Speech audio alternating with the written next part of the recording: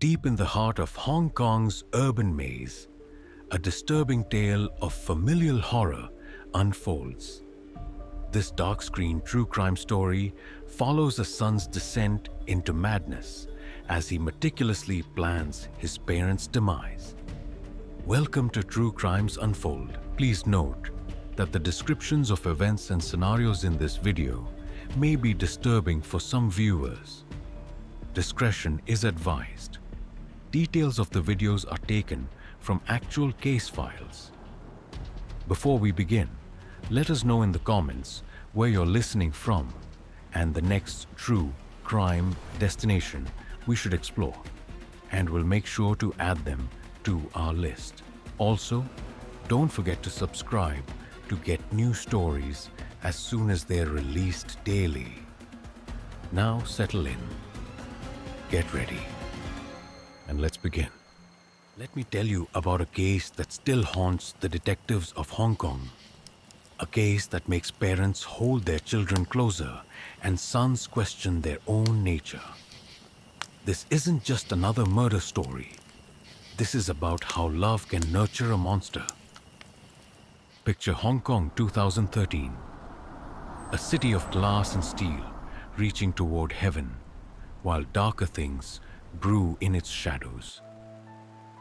In an apartment above a busy street, a mother plays piano, teaching another student. She doesn't know she has less than 3 weeks to live. Neither does her husband, who's proudly watching their son's old recital videos downstairs. Their son, Henry, isn't there. He hasn't been for weeks, but he's thinking about them. Oh yes, thinking hard. You see, Henry Cho wasn't always what he would become. Born in 1983, he was given everything: private lessons, piano classes, the best education money could buy. But here's where it gets interesting. While other kids dreamed of becoming musicians or doctors, young Henry dreamed of making others suffer. I remember reviewing his childhood photos. A skinny boy with hollow eyes, always standing slightly apart from others. In every family picture, there's something off. His smile never quite reaches his eyes, especially when his parents are touching him. His early years were a symphony of silent resentment. Every piano lesson his parents lovingly paid for added another note of hatred. Every achievement by his older brother Ho added another layer of bitterness. But Henry was smart, IQ of 126 smart. He learned to hide it all behind a mask of compliance. Then came Australia. Oh, Australia changed everything. Picture a young man sent abroad with his parents' savings, their hopes, their dreams. But instead of studying, Henry was cultivating darker interests. Online forums about serial killers, research on body disposal, and a growing obsession with Hitler. When he returned to Hong Kong in 2003, something inside him had shifted. The mask was cracking. His parents, Gloria and Moon, tried everything. More schools, more opportunities, more love.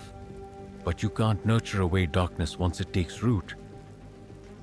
Then he met Angus.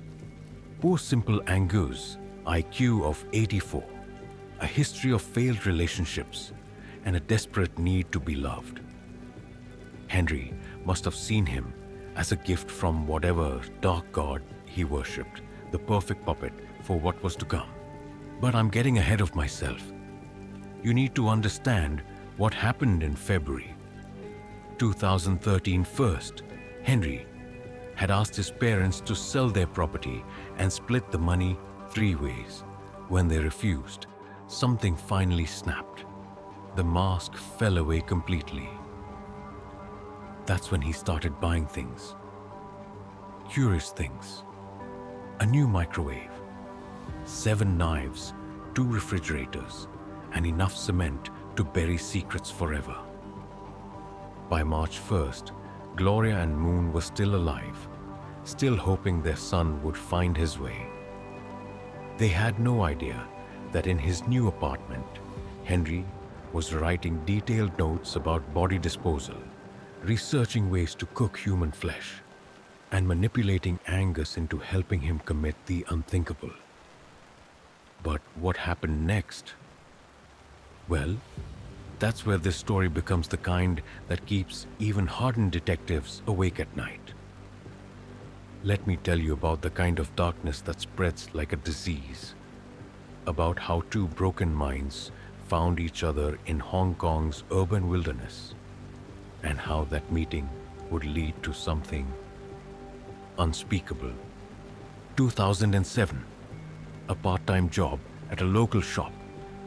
That's where Henry met Angus Tse. Picture this: Henry, the failed prodigy with an IQ of 126, looking down at Angus, a simple man who'd swallow any lie if it came with a smile. Angus, who'd already tried to end his own life multiple times. Angus, who once drank mercury just to feel something different. Their friendship, if you could call it that, was like watching a spider befriend a fly. Henry, always calculating, saw something useful in Angus's broken spirit.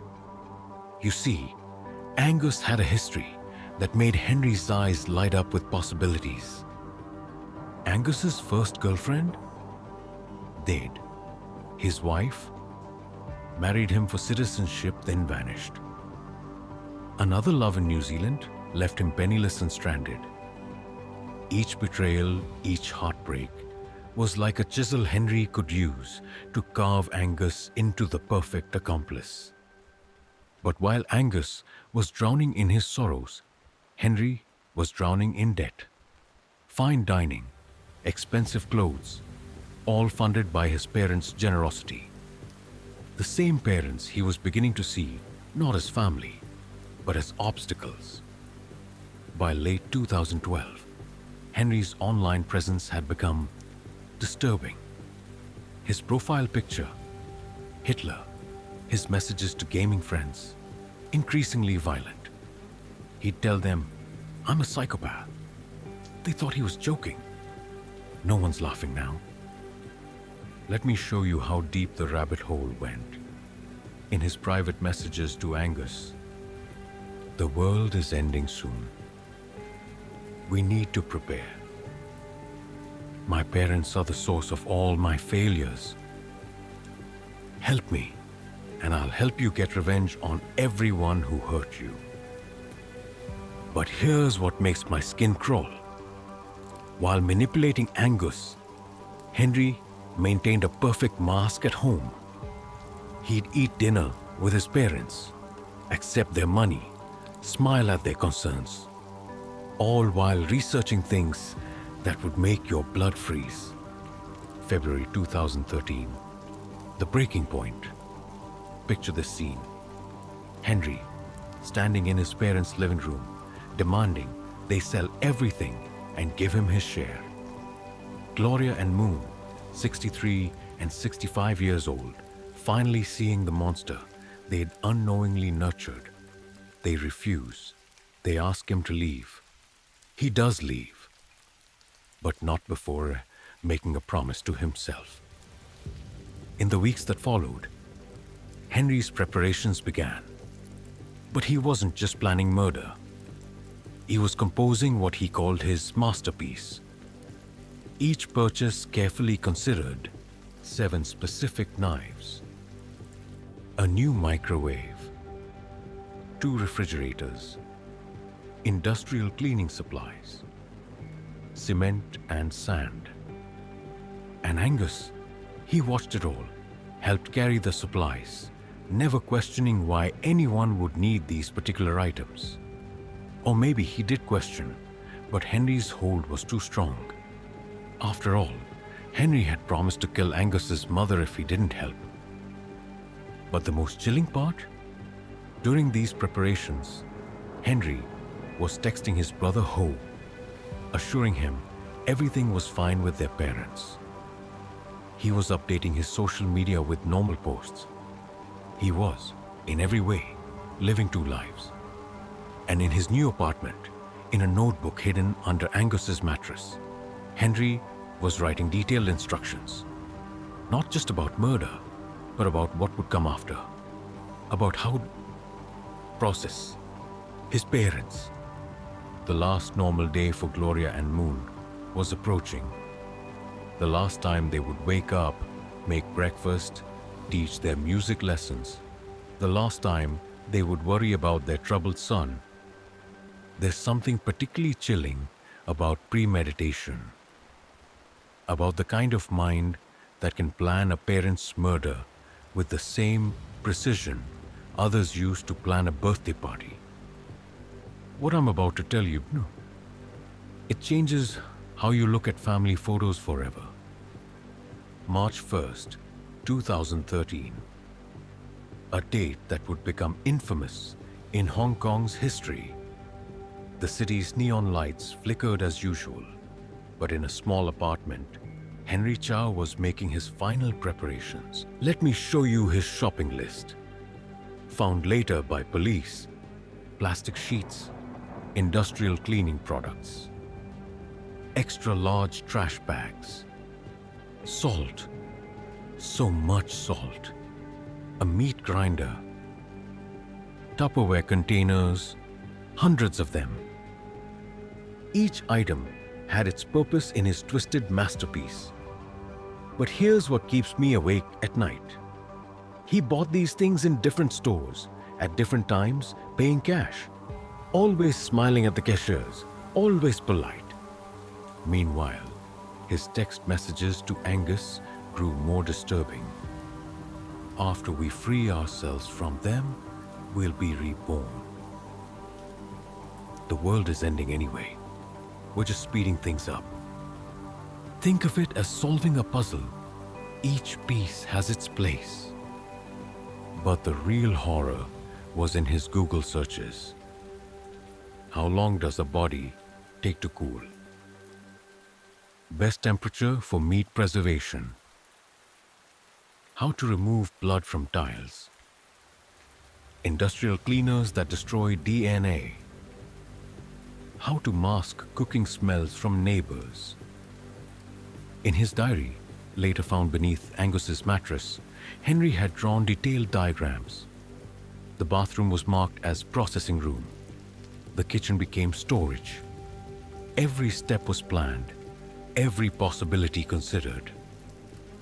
The plan was simple in its brutality. 1.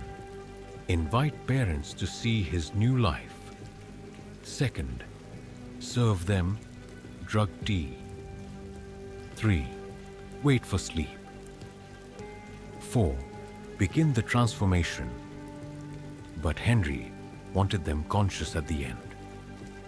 Wanted them to know it was their son. He told Angus it would be quick, clean, professional, but the notebook revealed other plans. Pages of meticulous notes about prolonging the experience, about making them understand their contribution to his rebirth. On February 28th, Henry made the call. Mother, father, I want to show you how well I'm doing. Come visit tomorrow. I'll make lunch. They were so happy to hear from him. So proud that their son was finally taking responsibility. Gloria even bought new clothes for the occasion. The night before, Henry sent one last text to his online gaming friends. Tomorrow, I become who I was meant to be. They thought he meant a job interview. In the apartment, everything was ready. Bathroom lined with plastic. Tools laid out in precise order. Containers labeled and dated. Cement mixed in the corner. New refrigerators humming empty, waiting. And in the kitchen, Henry was preparing tea. Special tea, the last drink his parents would ever taste. But something went wrong. The plan, so perfect on paper, wouldn't unfold as written. You see, love, even toxic love, has a way of complicating things. And Gloria and Moon's love for their son, it would make everything so much worse. As March 1st dawned, Henry sent one final message to Angus. Today, we become gods. The next 24 hours would reveal what kind of gods they chose to be. There are some crime scenes that change investigators forever. Moments that make veteran detectives question everything they know about human nature. What happened in that Hong Kong apartment on March 1st, 2013? It was one of those scenes. 11:30 a.m. Gloria and Moon Chow climbed the stairs to their son's apartment. They're dressed in their best clothes. Gloria in a new dress. Moon wearing the tie his son gave him years ago. They carry bags of groceries, still trying to take care of their boy. Henry greets them with a smile that doesn't reach his eyes. The apartment is spotless. Too spotless. Like a surgeon's table before an operation. What the parents don't see: the bathroom lined with plastic sheets. 7 knives arranged by size in the kitchen drawer. 2 empty refrigerators, temperatures precisely set. Hundreds of Tupperware containers, neatly stacked. A notebook under Angus's mattress, filled with unthinkable instructions. Henry serves tea, special tea, tells them about his plans, his future. They're so proud, so hopeful. They don't notice the bitter aftertaste, don't see their son watching them, counting the minutes. But something goes wrong. Moon doesn't fall asleep. The tea isn't strong enough. He realizes something's wrong when Henry pulls out the first knife. What happened next? Deep breath. The neighbors later reported hearing what they thought was furniture being moved. Heavy thuds, muffled sounds. They had no idea they were hearing a father's final struggle with the son he'd raised. Gloria wakes during the commotion. Her last sight is a son standing over her husband, knife raised. Her last words, "Henry, please, we love you." But love had no place in that apartment anymore. The processing, as Henry clinically called it in his notes, took hours. Each step methodical, as if he were following a cookbook from hell. The microwave ran all night. The new refrigerators filled slowly. The bathroom floor collected rivers of red. And Henry took notes. From his notebook, step 1, complete. Parents have contributed to my rebirth. Step 2, processing efficiently, no waste. Step 3, preservation begins, must maintain optimal temperature. But the most chilling detail, between steps, Henry ordered takeout, sat watching TV, posted normal messages on social media, as if nothing had changed. The neighbors noticed strange cooking smells. Someone called to complain. The police came, knocked, left. If they had only looked harder. Over the next week, Henry and Angus worked in shifts, methodically cleaning, preserving, disposing. The cement they'd bought mixed with sand, creating heavy blocks to weight down what they couldn't process. And the Tupperware containers? They filled over 600 of them, stacked them neatly, labeled them like leftovers from a family dinner. But Henry made mistakes. missed drops of blood behind the toilet, forgot about Google's search history, left his notebook under the mattress, and most importantly, he talked. In a WhatsApp group, high on his accomplishment, Henry began to boast, started sharing details that only the killer could know. Someone in that chat had a conscience, made a call, and on March 15th, 2013, when police finally entered that apartment, they found a scene that would haunt Hong Kong's nightmares for years to come. They say every horror story needs an ending, but some endings, they're just new beginnings for the nightmares that follow. March 15th, 2013. The police raid reveals a scene that defies comprehension. A microwave coated with rendered human fat. Over 600 labeled containers of processed remains.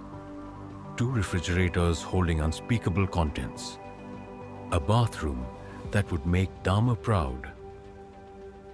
And under a mattress, a notebook detailing it all. The detectives who entered first. I've seen hardened cops break down crying, just trying to describe what they found.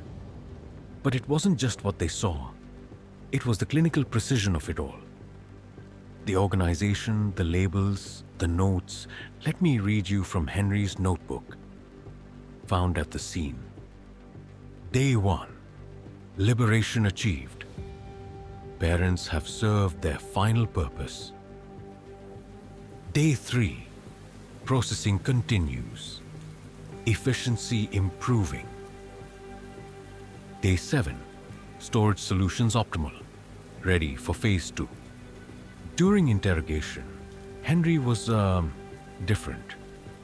He spoke about the murders like he was describing a cooking show, calm, methodical, proud. But here's what chills me most. His plans for phase 2. You see, if they hadn't caught him, Henry and Angus planned to flee to mainland China. Their goal? To start what Henry called a cleansing.